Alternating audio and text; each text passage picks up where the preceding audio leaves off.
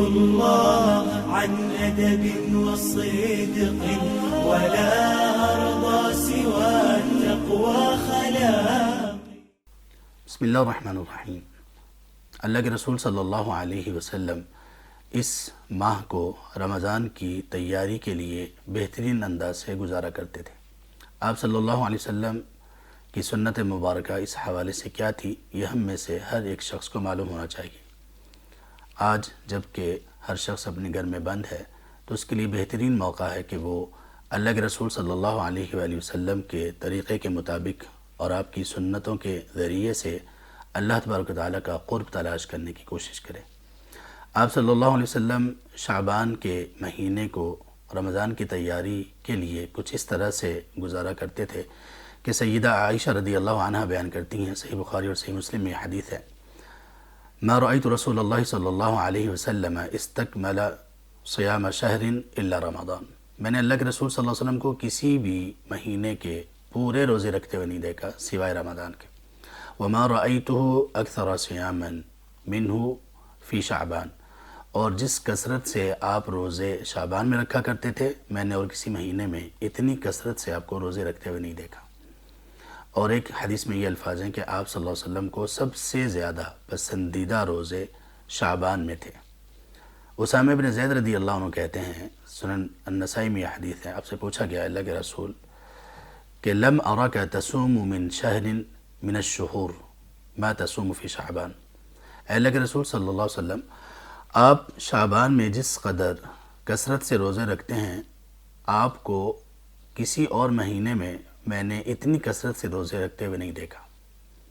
یعنی انہوں نے اس کا سبب دریافت کیا تو آپ صلی اللہ علیہ وسلم نے فرمایا ذاک شہر تغفل فیہ الناس عنہ وفی روایت یغفل الناس عنہ. کہا کہ یہ ایک ایسا مہینہ ہے کہ لوگ اس میں غفلت کا شکار ہو جاتے ہیں، جبکہ یہ وہ مہینہ ہے ترفع الاعمال الی رب العالمین. اس مہینے میں لوگوں کے اعمال اللہ کی بارگاہ میں، رب العالمین کی بارگاہ میں پیش کیے جاتے ہیں. وَأَحَبُّ أَن يُرْفَعَ عَمَلِي وَأَنَا صَائِمٌ. اور مجھے یہ بات پسند ہے کہ میرے اعمال جب اللہ کے حضور پیش کیے جائیں تو میں روزے کی حالت میں ہوں. تو ہمیں بھی شعبان میں بہت کوشش کرنی چاہیے کہ کثرت سے ہم روزے رکھیں. اور آپ صلی اللہ علیہ وسلم کی اس سنت میں ایک حکمت یہ بھی ہے کہ وہ لوگ جن کے سفر وغیرہ کی وجہ سے روزے سابقہ رمضان کے رہ گئے ہوں، یا وہ خواتین جن کے روزے سابقہ رمضان کے کچھ رہ گئے ہوں، تو ان کو چاہیے کہ وہ اس مہینے میں اپنے تمام روزے پورے کر لیں تاکہ وہ آئندہ رمضان کے روزوں کے لیے ٹھیک سے تیار ہو سکیں. اور وہ روزے جو کسی شرعی عذر کی بنا پر رہ جاتے ہیں مرد و خواتین کے، ان کو رمضان شروع ہونے سے پہلے سابقہ رمضان کے روزے پورے کر لینے چاہیے. ہاں، اس میں ایک بات کی احتیاط کرنی چاہیے جس کے متعلق اللہ کے رسول صلی اللہ علیہ وسلم نے بیان فرمایا، صحیح بخاری میں یہ حدیث ہے. آپ نے فرمایا لا تقدموا رمضان بصوم یوم او یومین لا تصوموا قبل رمضان بیوم او یومین. تم لوگ رمضان سے پہلے ایک یا دو دن روزہ نہ رکھو. یعنی شعبان میں جب روزے کی کثرت کرنی ہے تو پھر رمضان سے ایک یا دو دن پہلے روزہ نہیں رکھنا تاکہ انسان رمضان کے لیے ٹھیک سے تیار ہو جائے اور اس میں فرق بھی ہو جائے. ہاں، آپ نے فرمایا الا من کان یصوم صوما فلیصم. ہاں، جو شخص ایک روٹین کے مطابق روزے رکھ رہا تھا اور اس میں پھر رمضان کا پہلا ایک یا دو دن آگے اور اس میں اس کی روٹین روزے کی ہے تو وہ تب روزہ رکھ سکتا ہے. اس کا مطلب یہ ہے کہ اگر کوئی شخص پیر اور جمعرات کا روزہ رکھتا ہو اور رمضان سے ایک دن پہلے جمعرات یا پیر کا دن آ جائے تو وہ روزہ رکھ سکتا ہے.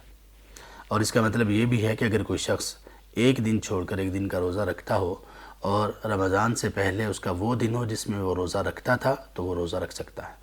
اگر ایسی کوئی روٹین نہیں ہے تو پھر رمضان سے ایک یا دو دن پہلے روزہ نہیں رکھنا چاہیے تاکہ رمضان کی ٹھیک سے تیاری ہو سکے.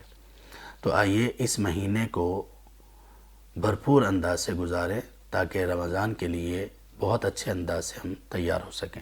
اللہ تبارک و تعالی ہمیں ہر خیر پر عمل کرنے کی توفیق نصیب کریں اور اللہ تبارک و تعالی ہمیں ہر طرح کی آفت، بیماری، شر، دکھ، درد اور نقصان سے اور اپنی ناراضگی سے محفوظ رکھیں. آمین یا رب العالمین. सुब्हानक अल्लाहुम्मा व बिहम्दिक अशहदु अन ला इलाहा इल्ला अंता अस्तगफिरुका व अतूबु इलैक। وشوقي قد مزجت به رجائي على خوف فمن خوفي مذاقي